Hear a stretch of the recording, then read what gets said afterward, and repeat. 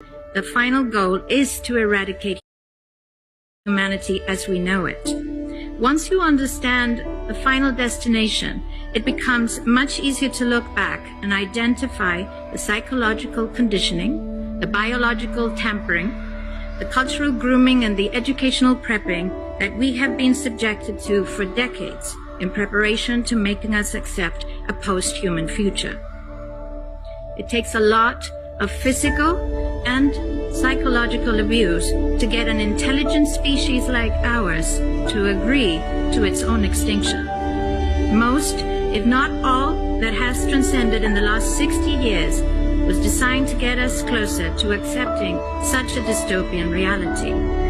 Whether you care to accept it or not, we live in a hyper-controlled matrix where our perception of reality is meticulously planned, managed, and executed in order to control and steer us in whichever direction they wish.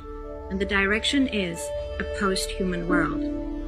For this, they first needed to destabilize, dehumanize, and demoralize humanity through every means possible.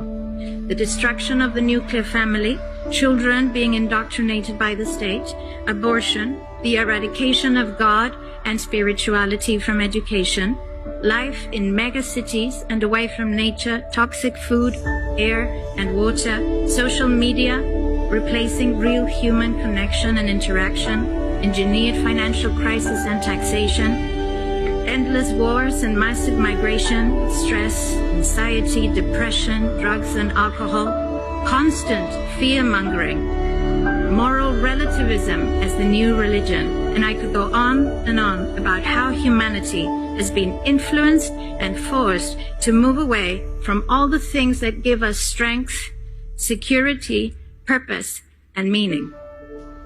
A weak, immoral, disconnected, ignorant, and unhealthy population is an easy target for the next stage, the creation of an entire generation of androgynous beings. Masculinity is under attack psychologically, culturally, and biologically. Women are being replaced in sports, entertainment, and politics by men pretending to be women. And children are being indoctrinated at school to think that gender is a choice. The transgender movement is not a grassroots movement. It comes from the top. It has nothing to do with people's freedom of expression, sexuality, or civil rights. It's an evil psyop with a clear agenda to get us closer to transhumanism by making us question the most fundamental notion of human identity, our gender.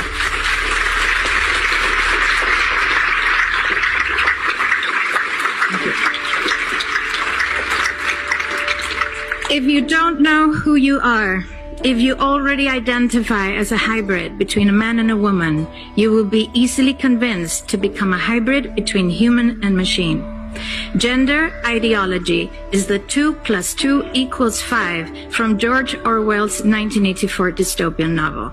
It's the final test to see whether we will follow the most absurd party line towards our own extinction.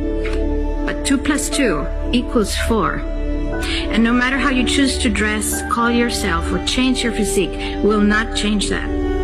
The sad reality, though, is that in the gaslighting process to get us closer to a post-human future, they have mentally and physically harmed an increasing number of children and young people, and it's only getting worse.